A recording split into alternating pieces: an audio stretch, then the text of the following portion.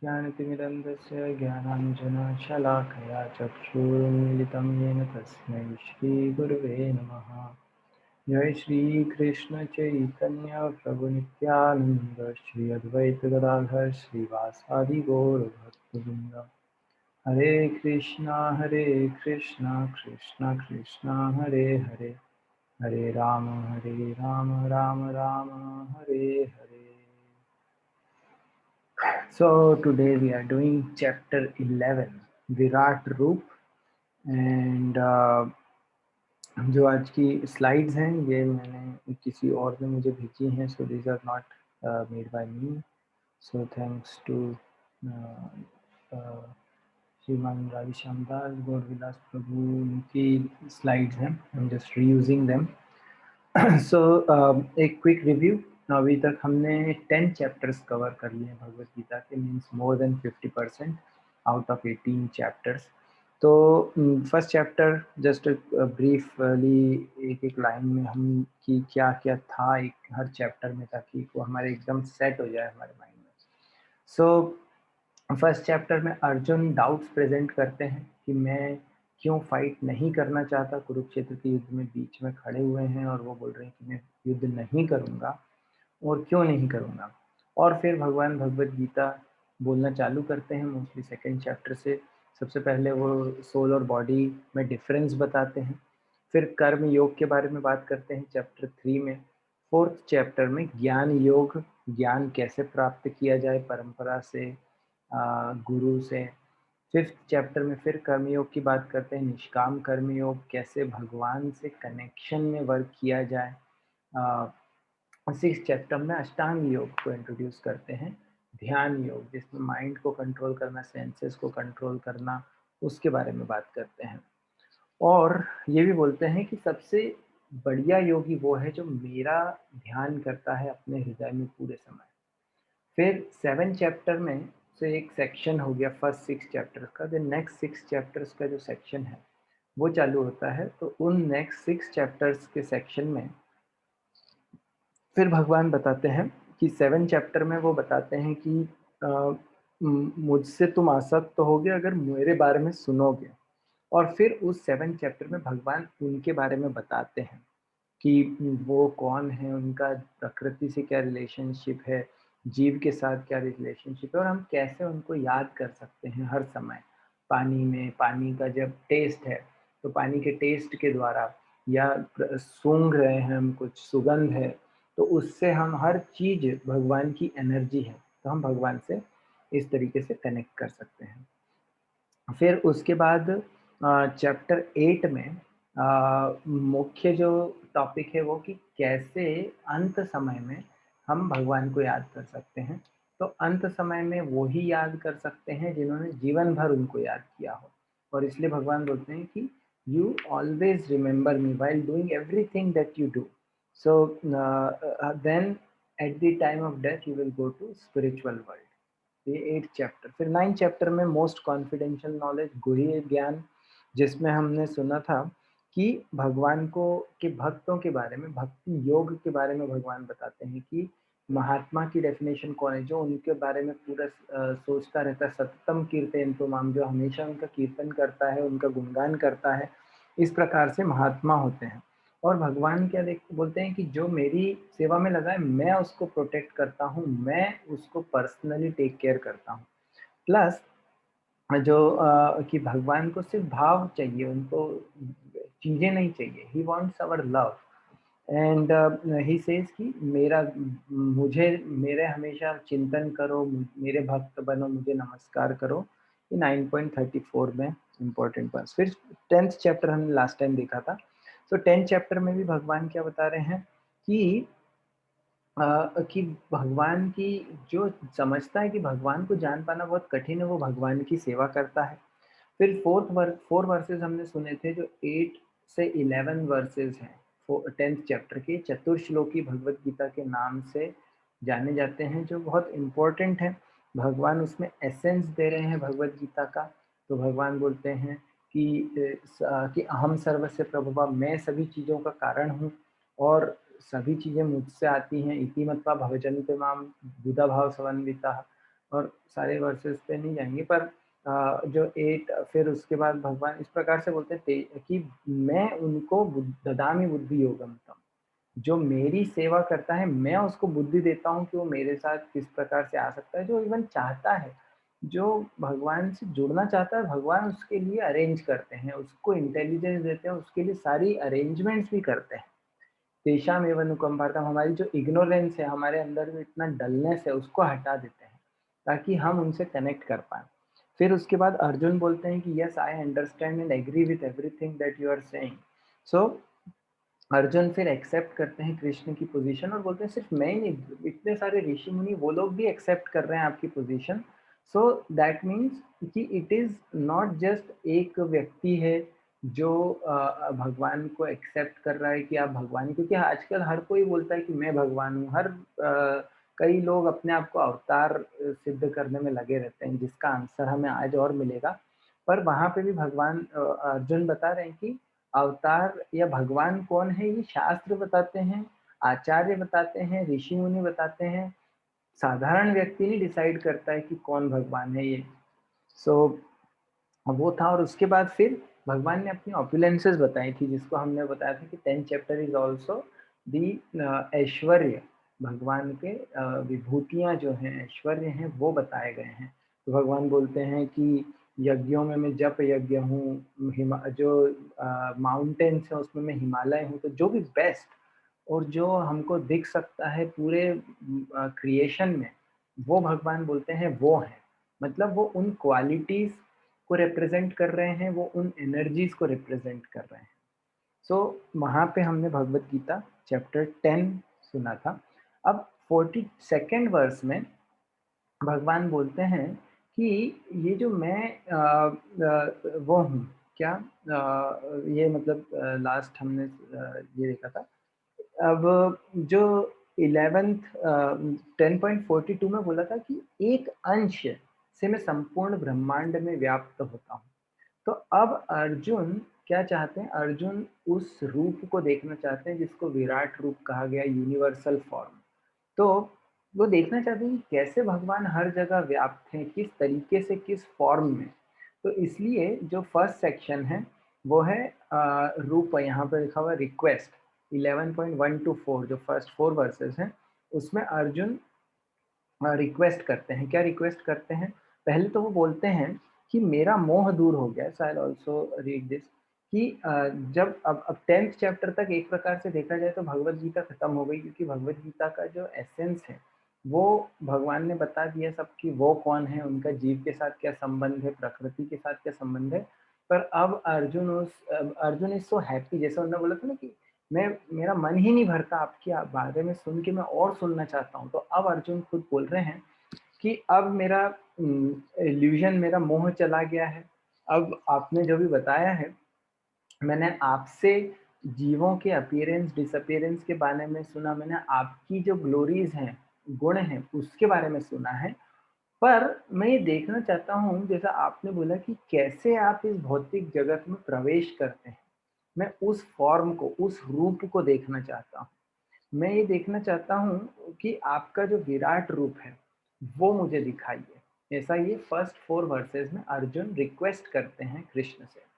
तो अर्जुन बोल तो फिर और अर्जुन ये भी बोलते हैं कि यदि आपको लगता है कि मैं वो देख सकता हूँ, मेरे अंदर वो क्वालिफिकेशन है, तो मुझे दिखाइए। Which is important, he is not challenging Krishna, he is requesting Krishna. और क्यों रिक्वेस्ट कर रहे हैं, ये इम्पोर्टेंट है, क्योंकि वे लोगों को, अन्य लोगों को भगवान की वास्तविकता, कृष्ण की वास्तविकता बताना चाहते हैं। दूसरा ये इम्पोर्टेंट है कि कई लोग अपने आप को ईश्वर का अवतार घोषित करते रहते हैं, उस समय भी करते थे। जैसे हम सुनते हैं कि जब कृष्ण थे उस समय भी एक पौंड्रक नाम का व्यक्ति था, जिसने 2 नकली आर्म्स लगा के अपने आप को बोलता था कि मैं चतुर्भुज नारायण हूँ। तो इस प्रकार से लोग उस समय भी थे और अभी भी हैं। हम सुनते ही हैं कि हर कोई बोलता है कि ओ मैं अवतार हूँ, मैं अवतार हूँ, मैं अवतार हूँ। तो इस प्रकार से, पर अवतार कैसे पता चलता है, शास्त्र बताते हैं। शास्त्रों में पूरे हर अवतार की डिटेल्स बताई। इवन कलयुग में जो अवतार हैं, कल की अवतार, उनका मतलब फ्यूचर में आएंगे, पर फ्यूचर का प्रेडिक्शन है। या चैतन्य महाप्रभु वो भी कृष्ण के अवतार हैं, पर ऐसा नहीं कि उन्होंने घोषित कर दिया कि मैं अवतार हूँ और सबने मान लिया। शास्त्रों में लिखा हुआ है। तो इसलिए भी अर्जुन पूछ रहे हैं ताकि कोई प्रूफ दे सके कि अगर कोई यूनिवर्सल फॉर्म दिखा सकता है मतलब वो भगवान है। तो फ्यूचर में हर कोई अपने आप को अवतार क्लेम नहीं करे, इसलिए भी अर्जुन पूछ रहे हैं। और अर्जुन एक्चुअली अपने खुद के लिए नहीं देखना चाहते, क्योंकि अभी आगे भी आएगा कि Arjun is happy and satisfied with जो भगवान का ओरिजिनल फॉर्म है। वो द्विभुज श्याम सुंदर मुरलीधर रूप है। जिसमें दो भुजाएं हैं भगवान का, दो दो हाथ हैं, और मुरली पकड़ के भगवान जो रहते हैं वो उनका ओरिजिनल रूप है। विराट रूप ओरिजिनल नहीं है, तो भक्त तो उसमें इंटरेस्टेड भी नहीं होता, क्योंकि it is a lower form. But still, जैसे हमने बोला कि उसको प्रूव करने के लिए अर्जुन उनसे पूछते हैं। तो उसके बाद अब जो 11.5 टू 8 है, कृष्ण अपना विश्व रूप प्रदर्शित करते हैं। वो बोलते हैं कि अब तुम मेरे ऐश्वर्य को देखो, पश्चिमी पार्थ रूपाणी। क्या बोलते हैं? जिसमें hundreds and thousands of very divine and multi coloured forms हैं। और क्या देखोगे, ये अर्जुन को पहले ही एक प्रकार से प्रिपेयर कर रहे हैं, क्योंकि it is a very amazing form. जो भगवान का फॉर्म है, जो विराट रूप है, यूनिवर्सल फॉर्म बोलते हैं, तो वो इतना अमेजिंग है कि भगवान उसको प्रिपेयर कर रहे हैं कि तुम्हें क्या दिखेगा। भगवान भी बोल रहे हैं कि तुमको इसमें आदित्य, वसु, ऋषि, रुद्र, अश्विनी कुमार सब कुछ दिखेंगे, जितने देवी देवता वो भी उसके अंदर दिखेंगे, क्योंकि it encompasses everything of this universe. ऐसा कुछ जो तुमने नहीं सोचा और सुना भी नहीं होगा, वो भी तुमको यहाँ पे देखने को मिलेगा। और ये एक साथ तुम्हें देखने को मिलेगा, जिसमें तुमको फ्यूचर, पास्ट सब कुछ देख सकते हो तुम। जो भी मूविंग, नॉन मूविंग है, वो सब एक जगह देखने को मिलेगा। पर इम्पोर्टेंट चीज़ क्या है? भगवान अर्जुन को बोलते हैं कि तुम उनको अपनी इस आँखों से नहीं देख सकते, इसलिए मैं तुमको एक दूसरी प्रकार की आँखें देखा देता हूँ, जिससे तुम देख सको। क्यों ऐसा है? ये इम्पोर्टेंट इसलिए भी क्योंकि अर्जुन जिस लेवल पे हैं लव में भगवान के साथ, वो लेवल हायर लेवल है। तो उस लेवल पे भगवान जैसे उस लेवल पे भगवान का जो ऐश्वर्य है, वो छुप जाता है, वो दिखाई नहीं देता, क्योंकि अदरवाइज वो रस में भगवान के साथ इंटरैक्शंस में बाधा डालता है। हम 11th चैप्टर में देखेंगे अभी। और जैसे यशोदा माता है, यशोदा माता वो कैसे ट्रीट कर रही है भगवान को? एज अ चाइल्ड, कि वो उनका छोटा सा बच्चा है। अब अगर यशोदा माता ये सोचे कि ये तो भगवान है, जैसे वैकुंठ में क्या होता है, वैकुंठ में हर कोई भगवान नारायण की सेवा करना चाहता है, चमर कर रहे हैं भगवान को, और भगवान मतलब he is the very respectable person. तो रिस्पेक्टेबल पर्सन के साथ फिर थोड़ी दूरी हो जाती है, तब आप उसके साथ इंटीमेट नहीं होते। अब जैसे एग्जांपल कई बार दिया जाता है कि मान लो प्रेसिडेंट हैं, इंडिया के प्रेसिडेंट या यूनाइटेड स्टेट्स का प्रेसिडेंट या कोई भी बहुत पावरफुल पर्सनालिटी है, तो वो जब ऑफिस में है तो वो बहुत रिस्पेक्टेबल है, हर कोई उसकी हाथ जोड़ता है। पर घर में लोग उसको प्रेसिडेंट की तरह नहीं ट्रीट करते। घर में कैसे, जो उसके जैसे फॉर एग्जांपल एक बार बताया गया था कि एक ओल्ड से प्रेसिडेंट थे, उनके जो ग्रैंडसन या ग्रैंड डॉटर थे, तो वो उनके ऊपर चढ़ के और बैठे हुए थे, वो प्रेसिडेंट घोड़ा बने हुए थे, जैसे होता है ना दादा पोते अपने खेलते हैं।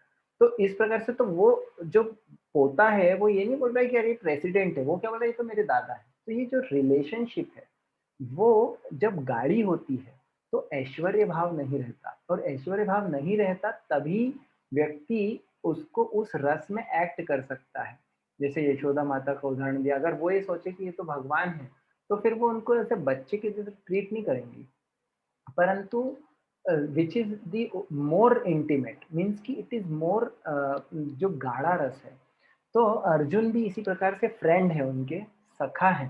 तो अर्जुन इसीलिए भगवान को एज अ सुप्रीम ट्रीट नहीं करते हैं, और उसके लिए आगे वो जब फॉर्म देखते हैं तो आगे क्षमा भी मांगते हैं, which we will see. But भगवान उनको आंखें देते हैं जिससे वो देख सकें उनका वो वाला फॉर्म। फिर संजय की बात आती है, संजय बता रहे हैं अब कि अर्जुन ने क्या देखा।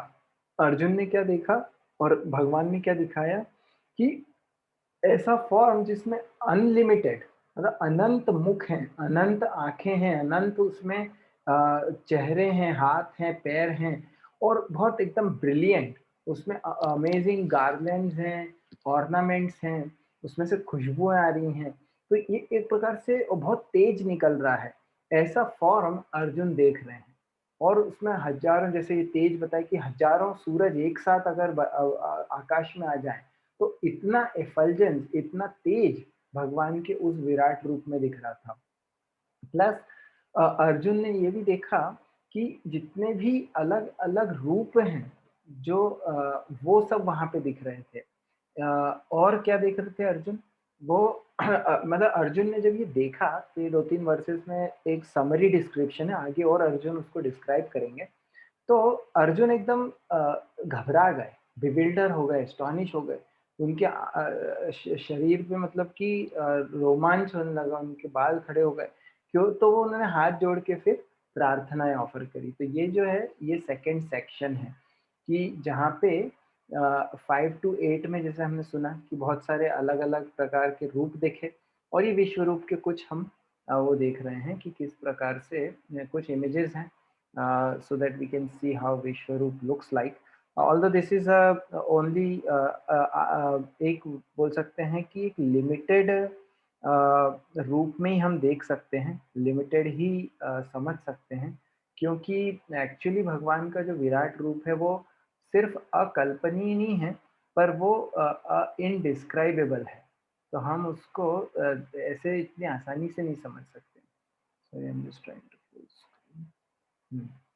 सो तो उसके बाद श्लोक जैसे हम अलग-अलग वो देख रहे हैं, भगवान पूरे ब्रह्मांड को एक जगह देख रहे हैं और अर्जुन फिर 14th में प्रणाम करते हैं और फिर कुछ प्रेयर्स करते हैं। सो 15th वर्स से लेके 45th वर्स तक ये अर्जुन की प्रार्थनाएँ हैं, प्रेयर्स हैं कि अर्जुन क्या देख रहे हैं।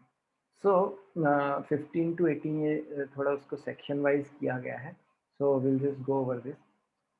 कि विश्वरूप देखने के बाद अर्जुन को क्या फ़ील होता है।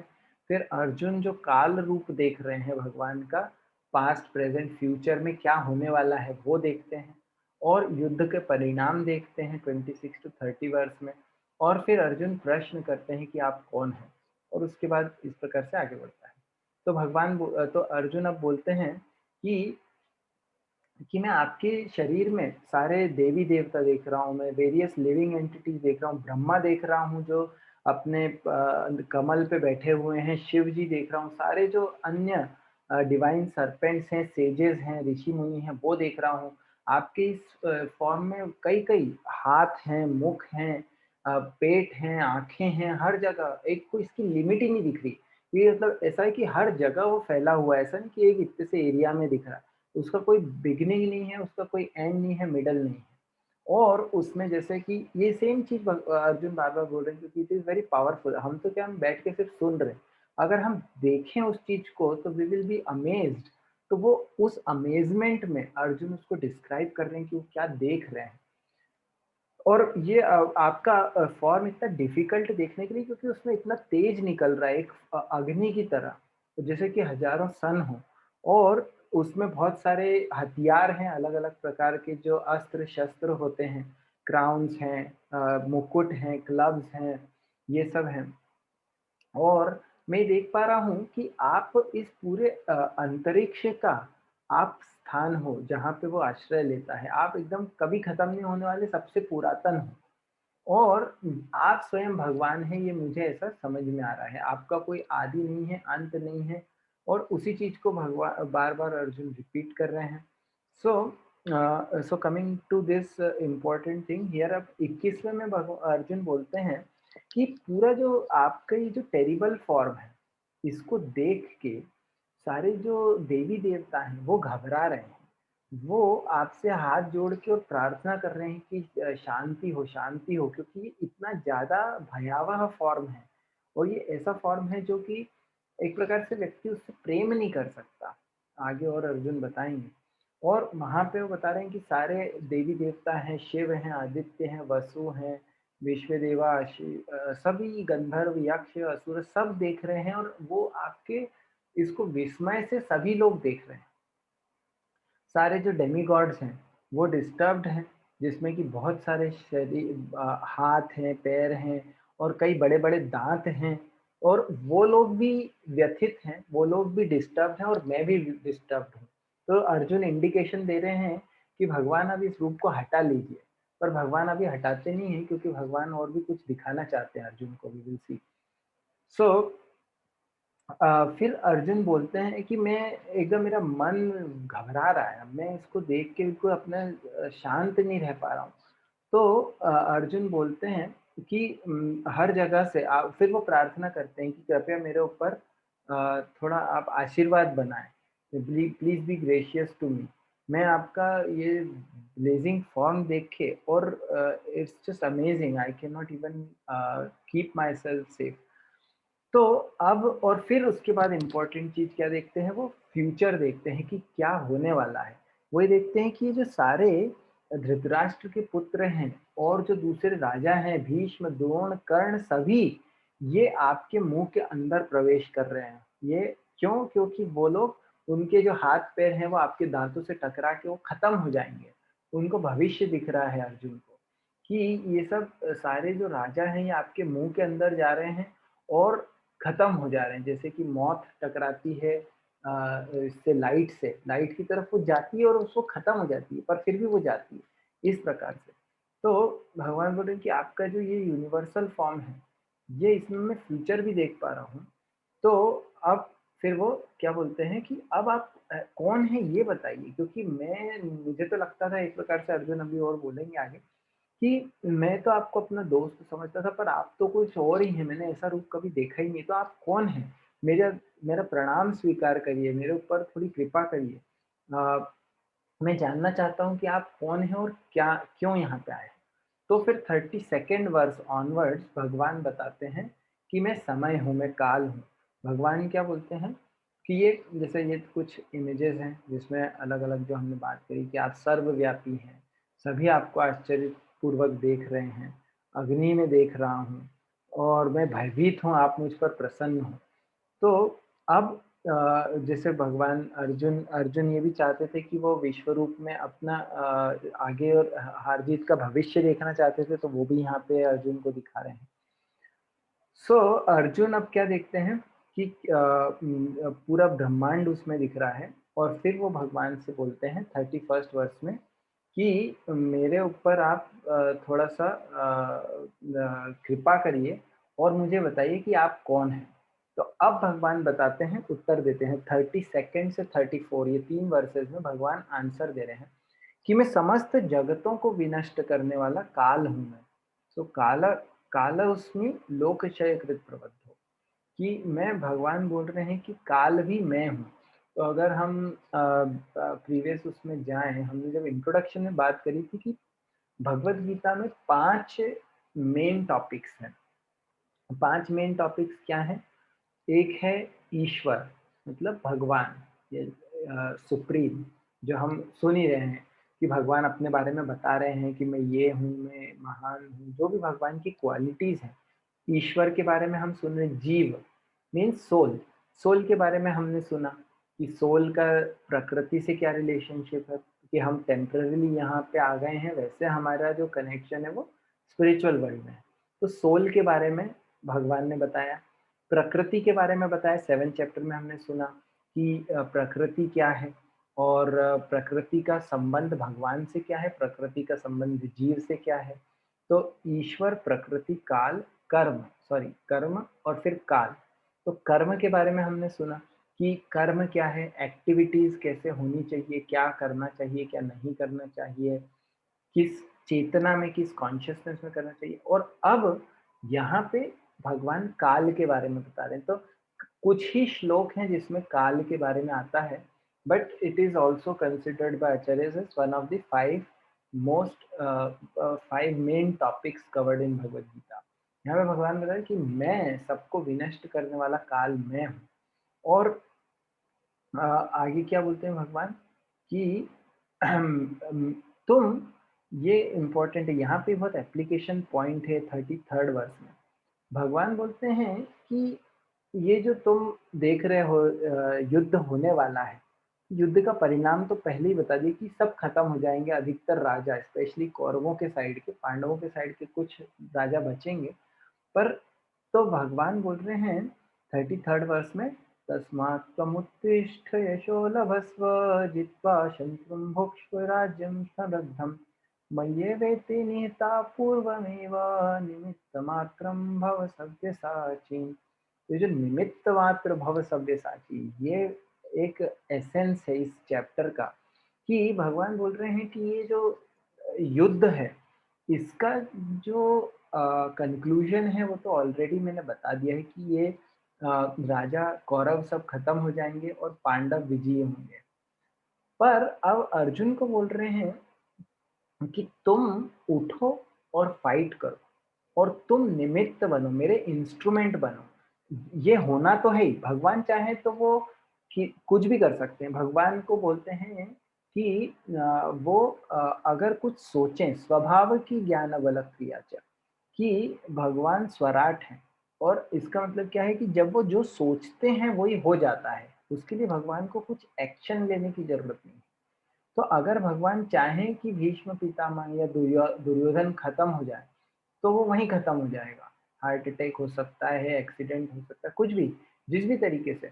तो भगवान को एफर्ट डालने की जरूरत नहीं। तो वो चाहते तो सारी जो कौरव सेना को एक सेकंड में ऐसे ही खत्म कर सकते थे, पर वो अपॉर्चुनिटी किसको दे रहे हैं? अर्जुन को, कि अर्जुन का ग्लोरिफिकेशन हो। भगवान हमेशा अपने भक्त का ग्लोरिफिकेशन चाहते हैं।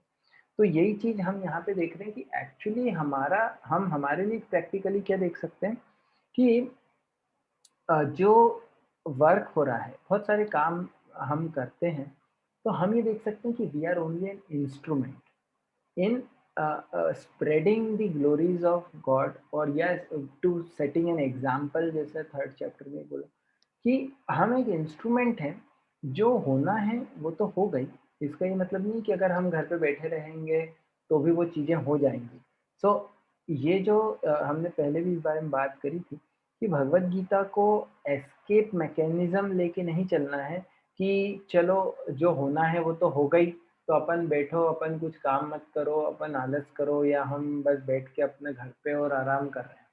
That's not what Bhagavad Gita is teaching. Bhagavad Gita is teaching become more active, become an instrument of God in lives of others, in your own life also and in lives of others. So ये निमित्त बनने का जो instrument है, ये एक word बहुत important और सिग्निफिकेंट है। इसी का एक दूसरे तरीके से भी हम देख सकते हैं कि एक्चुअली कई बार हमारी लाइफ में कुछ चैलेंजेस आते हैं, और वो चैलेंजेस जब आते हैं तो हम बोलते हैं कि ये इसकी प्रॉब्लम है, हम दूसरों को ब्लेम करते हैं कि ये इसने ऐसा किया, उसने ऐसा किया, इसलिए मेरी लाइफ में ये प्रॉब्लम आ रहा है। पर हम ये भी समझ सकते हैं कि एक्चुअली फिलोसफिकली अगर हम समझें, तो वो हमारा ही कर्म है, हमारा ही पास्ट है जो किसी तरीके से सामने आ रहा है, जिसके रिएक्शंस हमको मिल रहे हैं। और जो लोग इन्वॉल्व हैं, they are only instruments in the hand of this arrangement. जो भगवान का पूरा एक सिस्टम है कर्म का, कि किसने क्या कर्म किए, उसको क्या रिएक्शंस मिलने हैं। और हमने एक इच्छा शक्ति की बात करी थी कि हम डिजायर करते हैं, भगवान सैंक्शन करते हैं, और गुण जो है उसको एक प्रकार से फैसिलिटेट करते हैं कि क्या होगा। तो हम डिजायर कर रहे हैं, और दूसरे लोग जो हैं वो क्या कर रहे हैं, वो एज ए इंस्ट्रूमेंट हमारी लाइफ में एक्ट कर रहे हैं। सो हम समझ सकते हैं कि लाइफ में हमारी जब चैलेंज आए, तो इंस्टेड ऑफ ब्लेमिंग अदर्स कि इसके कारण ऐसा हुआ, उसने वैसा किया मेरे साथ, वो ऐसा करता है, हम ये समझ सकते हैं कि they are just instruments in our life, so that we can learn our lessons and we can grow in our life and somehow we can connect to Krishna। और ऑफ कोर्स एक तो है कि हमारा जो पुराना कर्म था, जिसके रिएक्शंस हमको भोगने थे, अच्छे बुरे जैसे भी हों, वो हमको देने के लिए इंस्ट्रूमेंट के रूप में अरेंजमेंट है, भगवान का अरेंजमेंट है। इसलिए इस तरीके से हम इंस्ट्रूमेंट को समझ सकते हैं। फिर भगवान बोलते हैं कि ये जो सारे योद्धा हैं, ये एक्चुअली मेरे द्वारा पहले ही मारे जा चुके हैं। सो ये जो Bhishma, Drona, they are already been destroyed. तो अब तुम डिस्टर्ब मत हो, अब तुम उनको मारो और सिंपली फाइट। और तुम जीतोगे, ये अर्जुन को पहले ही भविष्यवाणी कृष्ण ने कर दी है। हम ये कैसे भी कह सकते हैं कि जैसे ये वाला पॉइंट भी जो है कि they have already been destroyed by me, इसको ऐसे भी समझ सकते हैं कि जब युद्ध चालू नहीं हुआ था और जिस प्रकार के कार्य द्रोण, भीष्म, कर्ण, दुर्योधन, जयद्रथ इन लोगों ने किए, एक प्रकार से वो उन्होंने सही एक्टिविटीज में पार्टिसिपेट नहीं किया जो उनको करना चाहिए था। जैसे भीष्म है, द्रोण है, तो जब ये जो थोड़ा हिस्ट्री आपको पता होगी महाभारत के युद्ध की, कि एक जो डाइस मैच हुआ था, डाइस गेम जो बहुत इम्पोर्टेंट था, उस डाइस के गेम में युधिष्ठिर महाराज ने अपना सब कुछ उसमें न्यौछावर कर दिया, उसमें हार गए।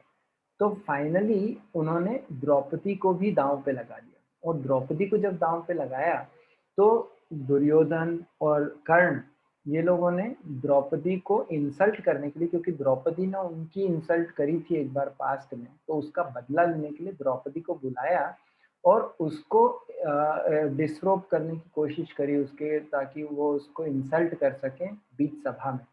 तो जब दुशासन उसके कपड़े उतारने की कोशिश कर रहा था, तो द्रौपदी ने भीष्म से, द्रोण से, धृतराष्ट्र से, उनसे हाथ जोड़ के और हेल्प मांगी, पर इन लोगों ने कुछ भी नहीं बोला।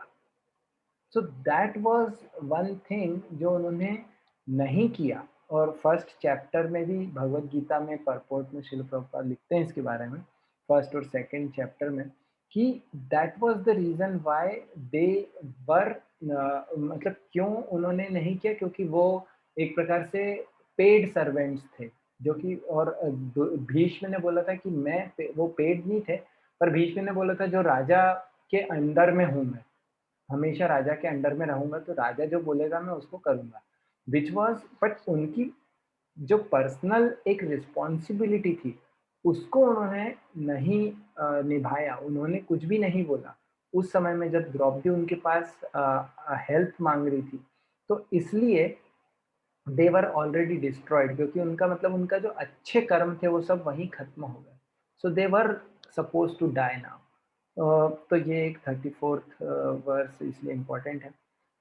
सो 35th ऑनवर्ड फिर संजय धृतराष्ट्र को बोलते हैं कि जब ये सब शब्द भगवान ने सुने और अर्जुन हाथ जोड़ के कुछ कुछ बोल रहे हैं, सॉरी अर्जुन कृष्ण ने, सॉरी कृष्ण ने अभी बताया कि मैं काल हूँ और तुम इनको मारो, और ये, तो इसके बाद अर्जुन ने क्या बोला, अर्जुन ने बोला थोड़ा सा और आगे आता है कि 36th वर्ष के आगे से, कि अर्जुन पहले थोड़ा-सा गुणगान करते हैं भगवान का, प्रणाम करते हैं और फिर क्षमा याचना करते हैं और फिर एक रिक्वेस्ट करते हैं। तो क्या होता है, पहले तो भगवान बोलते हैं कि आप जो हैं, सो वी सी कि आपका भगवान अब ग्लोरीफाई कर रही है कि आपका नाम सुन के सब बहुत प्रसन्न हो जाते हैं और सब आपसे अटैच हो जाते हैं, क्योंकि भगवान इतने अमेजिंग हैं। होता क्या है कि जो व्यक्ति सुकृतिवान है, वो अ, जब हम किसी अच्छे व्यक्ति से मिलते हैं, कोई रिच पर्सन है, ब्यूटीफुल पर्सन है, तो हम अगर हमारा हार्ट में प्यूरिटी है, क्लीन है, तो हम उससे अट्रैक्ट होंगे, हम उसको एप्रिशिएट करेंगे। और अगर हमारा हार्ट प्योर नहीं है, तो हम एनवी करेंगे कि अरे यार ये इसके अंदर तो ये बुराई है, ये देखो उसके अंदर। तो हमारे ऊपर डिपेंड करता है कि हमारी कॉन्शियसनेस क्या है, हम किसी में बुराई देखते हैं या उसको एप्रिशिएट करते हैं। सेम पर्सन है, जैसे लोग बहुत फेमस हो जाते हैं, रिच हो जाते हैं, तो फॉर एग्जांपल इलॉन मस्क है अभी, तो कुछ लोग हैं जो उसको एप्रिशिएट करते हैं कि देखो कितना ब्रिलियंट पर्सन है, कितना मतलब स्मार्ट है, इंटेलिजेंट है। और कुछ लोग हैं वो उसको क्रिटिसाइज करते हैं कि उसमें ये कमी है, उसने ये गलत किया। सो पीपल एनवी तो करते ही हैं कि देखो उसके पास हजारों करोड़ों लाखों बिलियंस ऑफ डॉलर्स हैं और हमारे पास नहीं है। Sorry, sorry. तो एनवी, तो अर्जुन क्या बोल रहे हैं कि मैं जब आपको देखता हूँ तो मैं आपसे अटैच हो जाता हूँ। अन्य लोग उनसे, भगवान से एनवी करते हैं, परंतु तो जैसे यहाँ पे लिख रहे हैं कि परफेक्टेड बीइंग्स वो आपसे आपको आदर प्रणाम करते हैं, और जो असुर हैं वो आपसे भयभीत होते हैं, वो इधर-उधर भागते हैं। क्योंकि जैसे मैंने बताया कि हम अगर किसी से प्रेम करते हैं तो उसकी सारी चीज़ें हमको अच्छी लगेंगी, और जिससे हम हेट करते हैं वो अच्छा भी करेगा तो हमको पसंद नहीं आएगा। ख़ैर वो इस पे भी डिपेंड करता है कि हम क्या चाहते हैं, क्योंकि हम जब कुछ चाहते हैं किसी से, तो वो व्यक्ति अगर वैसा ही कर रहा है तो हमको अच्छा लगता है, और नहीं कर रहा है तो हमको खराब लगता है। This is the interesting way how we see things. We are not seeing the person, we are seeing the activities और the person from our lenses, our perspective या प्रोजेक्शंस। सो अर्जुन फिर बोलते हैं कि आप ब्रह्मा से भी बड़े हैं, आप जो हैं ओरिजिनल क्रिएटर हैं। तो क्यों हम आपको सभी हर कोई आपको क्यों प्रणाम नहीं करे? और आप लिमिटलेस हैं, आप हर कारणों के कारण हैं। इस प्रकार से अर्जुन उनको ग्लोरीफाई कर रहे हैं कि आप स्वयं पुरुषोत्तम हैं, भगवान हैं, आप सबसे पुरातन हैं, आप सब कुछ जानते हैं, और सब कुछ आपको जानने के लिए ही बना है। पर और ये जो पूरी ब्रह्मांड है, ये इसमें आप हर तरफ व्याप्त हैं।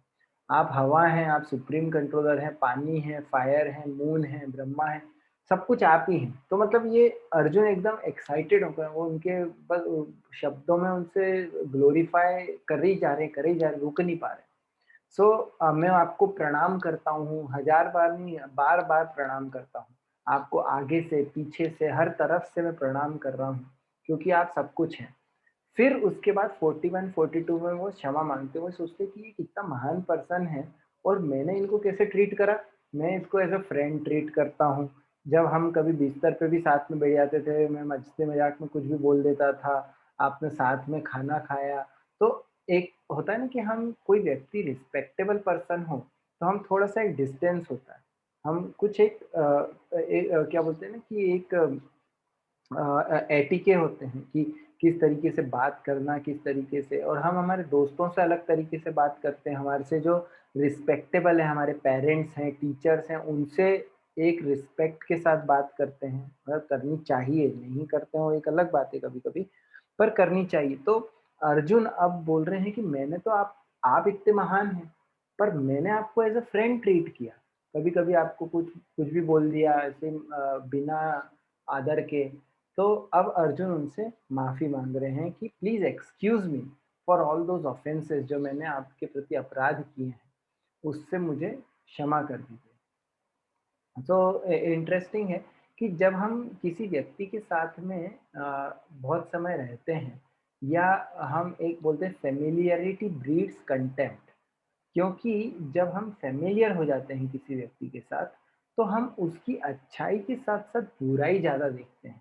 जब हम व्यक्ति दूर रहता है, तो जैसे हमारे फ्रेंड्स होते हैं, या जैसे एक और एग्ज़ाम्पल दिया जाए कि जैसे अगर किसी की मैरिज नहीं हुई है, तो जब मैरिज नहीं हुई है, तो व्यक्ति कभी-कभी मिलता है as a friend, the boyfriend, girlfriend, तो उसको बहुत अच्छा लगता है कि हाँ, ये व्यक्ति वो दूर से सिर्फ़ वही देख पाता है जो सामने वाला दिखा रहा है, उसकी अच्छाइयाँ देखता है।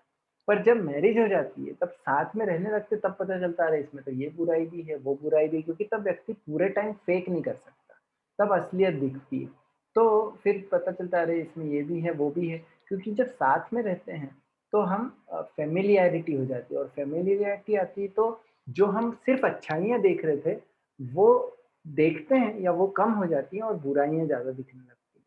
तो इसी प्रकार से अर्जुन वो क्योंकि फ़ैमिलियरिटी थी भगवान के साथ में, उनके साथ में, तो उनकी वो एज़ अ शायद मतलब कि एज़ अ फ्रेंड ट्रीट करते थे।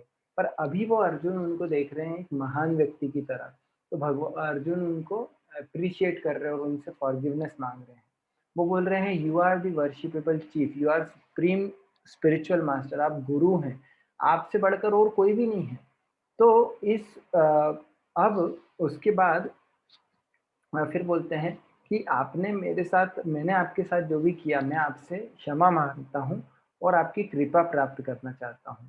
तो जैसे ये इम्पोर्टेंट है, इसके बारे में हमने अभी ऑलरेडी डिस्कस किया कि एक फ़ादर जो होता है वो अपने बच्चे का जो अगर बच्चा कुछ बोल देता है उल्टा-सीधा, या फ़ादर या मदर, तो वो उसको क्षमा कर देते हैं कि ठीक है, क्योंकि प्रेम है वहाँ पे। तो उनको पता है कि वो ठीक नहीं कर रहा है, फिर भी वो उसको क्षमा कर देते हैं। और इसी प्रकार से एक दोस्त होता है, 2 अच्छे दोस्त जब होते हैं, तो अगर एक गलती भी करता है तो उसको क्षमा कर देते हैं।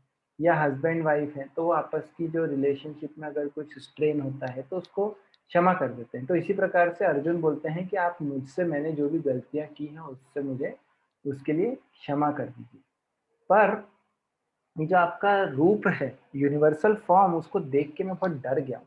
मुझे बहुत डर लग रहा है और मेरा माइंड भी बहुत डिस्टर्ब्ड है। तो इसलिए अब आप मुझे वापस अपने ओरिजिनल फॉर्म में आ जाइए। तो ऐसा भगवान से अर्जुन प्रार्थना करते हैं 45th वर्स में। तो जैसे हमने ये आगे देखा, अब जो 46 से 55 वर्स में क्या है, अर्जुन को अपना ओरिजिनल फॉर्म भगवान दिखा रहे हैं वापिस। कौन सा? जो भगवान का द्विभुज फॉर्म है, टू हैंडेड, वो भगवान का ओरिजिनल फॉर्म है। परंतु उसके पहले अर्जुन एक और चीज बोलते हैं कि अर्जुन बोलते हैं 45th वर्स में कि please reveal again your form. पर भगवान से बोलते हैं कि थोड़ा क्यूरियोसिटी भी है भगवान अर्जुन के अंदर। वो बोलते हैं कि आपने मुझे अपना हजारों हाथों वाला फॉर्म तो दिखाया, मैं आपका चतुर्भुज फॉर्म भी देखना चाहता हूँ। जैसे हम जानते हैं कि भगवान नारायण वो 4 हैंडेड फॉर्म उनका है, जिसमें कि शंख चक्र गदा पद्म लेके भगवान रहते हैं। सो उन्होंने सुना है जब भगवान कृष्ण पैदा हुए थे, तो उस समय वो पहले चतुर्भुज फॉर्म में पैदा हुए। फिर उनको देवकी माता ने और ये था कि अगर आप इस फॉर्म में रहेंगे, जो आपका भगवान का फॉर्म है, नारायण फॉर्म है चतुर्भुज, तो वो इस रस में भी बाधा डालता है, एक कारण ये भी था। और दूसरा, कंस वो और ज़्यादा डिस्टर्ब हो जाएगा, या वो समझ जाएगा कि आप भगवान हैं, इसलिए आप नॉर्मल फॉर्म में आ जाओ, ऐसा उन्होंने प्रार्थना की थी। तो अर्जुन ने सुना था ये शायद कहीं, तो इसलिए वो चाहते थे कि भगवान का 4 हैंडेड फॉर्म देखें। तो भगवान से वो बोलते हैं। तो अर्जुन को अब कृष्ण फिर बोल रहे हैं, तो इट्स अ डायलॉग, जैसे हम देख रहे हैं अर्जुन कुछ बोलते हैं, कृष्ण रिप्लाई कर रहे हैं, फिर इस प्रकार से सब अर्जुन को बोलते हैं भगवान कि मैंने अपना ये अंतरंग शक्ति के द्वारा अपना जो तुमको विराट रूप दिखाया, ये इससे पहले कभी किसी ने नहीं देखा था। और अब ये और कोई देख भी नहीं सकता। ये भी इम्पोर्टेंट है, ये बोलते हैं कि अगर आप कितने भी वेद पढ़ लो, आप कितने भी यज्ञ कर लो, तप कर लो, दान कर लो, कितने भी पुण्य कार्य कर लो, पर इस फॉर्म को कोई नहीं देख सकता, क्योंकि ये भगवान की कृपा से ही देखा जा सकता है। भगवान दृष्टि देंगे तो ही हम देख सकते हैं, और भगवान दे सकते हैं अगर हम चाहें और भगवान की कृपा हो तो।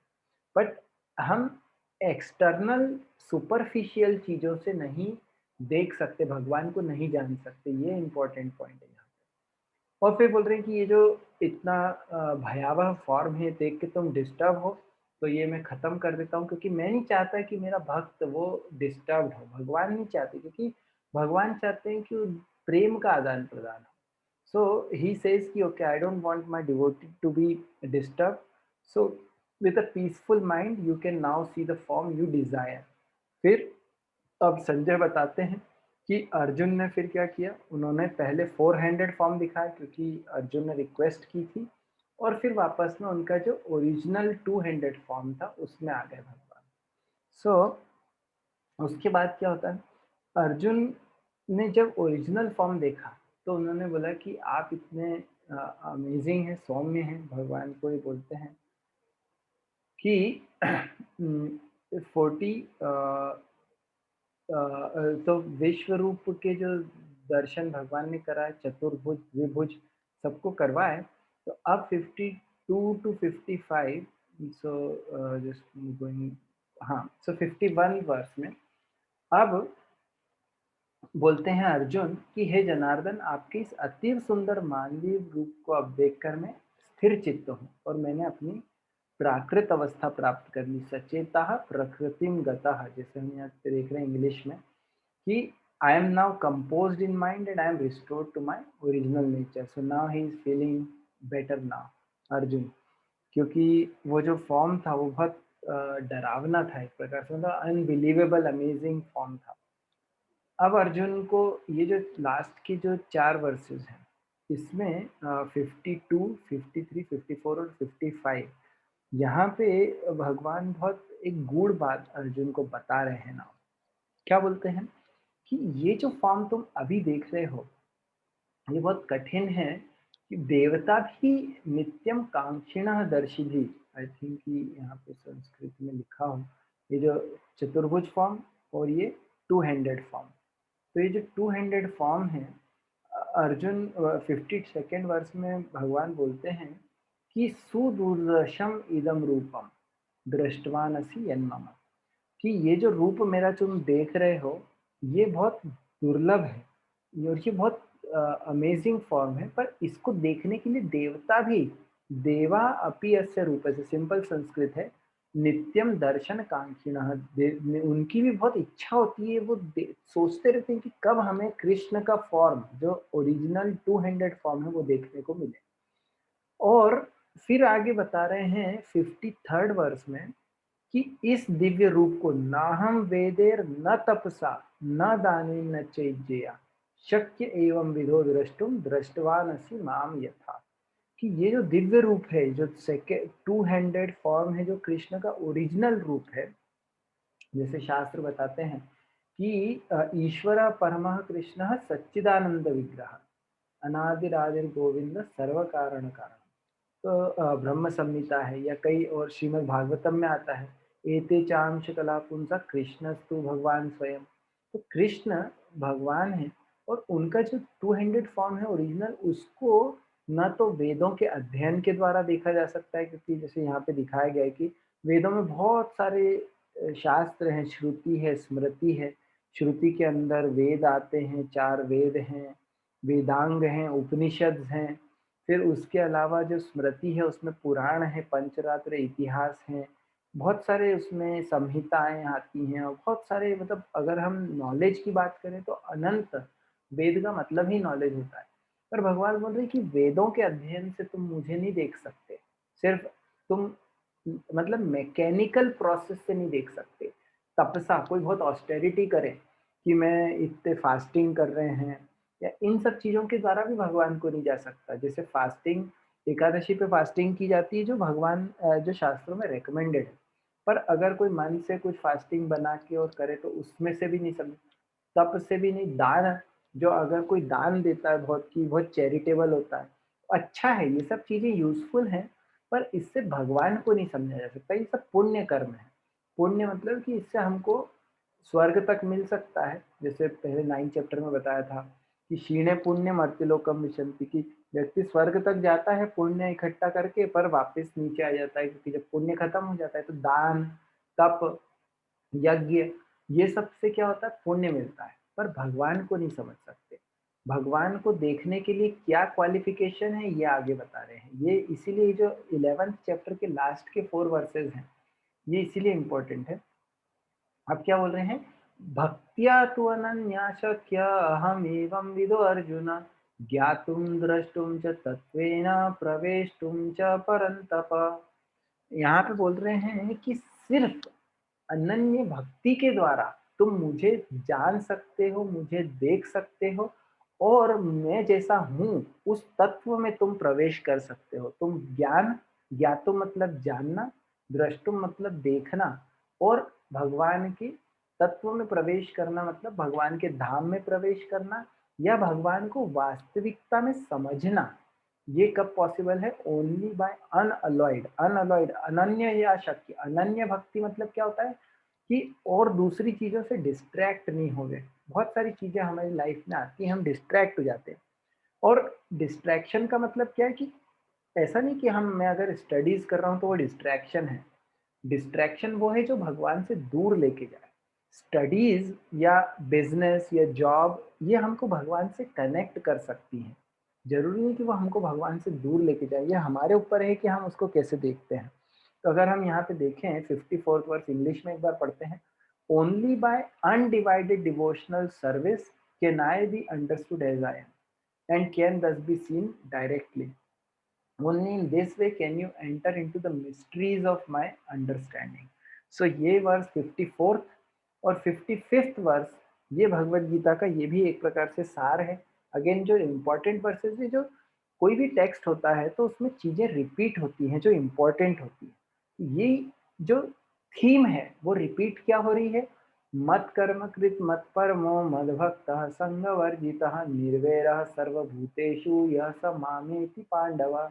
कि भक्ति के द्वारा भगवान कृष्ण को प्राप्त किया जा सकता है। तो अर्जुन को क्या बोल रहे हैं, he who engages in my pure devotional service mad bhakta mat karma krit mat parmo, free from contaminations of fruitive activities and mental speculation, he who works for me mat karma krit mat parmo, जो मुझे अपना गोल बना लेता है, who makes me the supreme goal of his life and who is friendly to every living being, he certainly comes to me। तो ये भगवान बार बार बोलते हैं कि गोल क्या है हमारी लाइफ का, भगवान से कनेक्ट होना, भगवान से जुड़ना, योग। तो ये कैसे होगा, जब हम भगवान से की सेवा करेंगे, उनसे डायरेक्ट कनेक्शन बनाएंगे। जो कैसे पॉसिबल है, जब हम भगवत गीता को अच्छी तरीके से समझते हैं और लाइफ में अप्लाई करते हैं, तो हम भगवान से कनेक्ट हो सकते हैं। यही एक प्रकार से पूरी भगवत गीता का एसेंस है, जो बार बार रिपीट हो रहा है। 7 chapter, 8 chapter, 9 chapter, 10 chapter, 11 chapter, अभी 12th में भी यही आने वाला है। सो that is the coming attraction. 12th chapter is also called भक्ति योग, जिसमें भगवान भक्ति के बारे में बताएंगे, भक्त की क्वालिफिकेशंस। और छोटा चैप्टर छोटा है बट वेरी इंपॉर्टेंट। और फिर 13 टू 18 चैप्टर्स जो हैं, 6 आखिरी के, वो बहुत प्रैक्टिकल चैप्टर्स है। उसमें भगवान बता रहे हैं, थोड़ा नॉलेज और दे रहे हैं कि गुणों के बारे में, how to act, what are good, what are the qualities. बहुत सारी प्रैक्टिकल चीजें आएंगी सून। बट यहाँ पे जो बीच के चैप्टर है, इसमें भगवान उनके बारे में और उनसे हमारे संबंध को बता रहे हैं। So I have to finish now, क्योंकि 9 o'clock पे एक दूसरा सेशन एक है, तो Zoom we have to free. But let's see quickly if there is any quick question, so we can take that and then we will stop.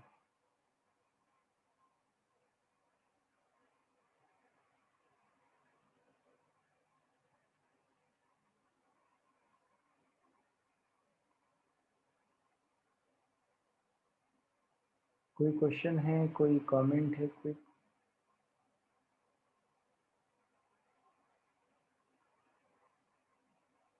Okay, सो एक return में question है, श्रुति और स्मृति के बीच में क्या अंतर है? जैसा हमने आखिरी में बात करी, वेदों, भगवान बोलते हैं कि वेदों को पढ़ के भी मुझे समझा नहीं जा सकता, ना हम तपसा न वेदेर ना। तो वेदों में दो भाग हैं, श्रुति और स्मृति। श्रुति का मतलब है जिसमें 4 पुराण और उपनिषद आते हैं, और स्मृति में आता है इतिहास, पुराण, सॉरी मैंने क्या बोला, श्रुति में आते हैं 4 वेद, ऋग्वेद, सामवेद, यजुर्वेद, अथर्ववेद और सारे उपनिषद, और भी चीजें हैं। और स्मृति में आते हैं पुराण और Itihasa, and there are supplementary books. पर मोस्टली बोथ आर इम्पॉर्टेंट, क्योंकि कई लोग बोलते हैं कि वेदों में जो स्मृति है वो इम्पोर्टेंट नहीं है। स्मृति में मोस्टली हिस्ट्रीज हैं पास्ट में, कि हम उसको माइथोलॉजी नहीं बोलते हैं, but they are histories. So that is the difference Shruti और स्मृति में। And we can talk about that more detail later, because I'm keeping an eye on time, so we'll have to pause here. So I'll end the Zoom call and we can connect more later. Thank you. Hare Krishna.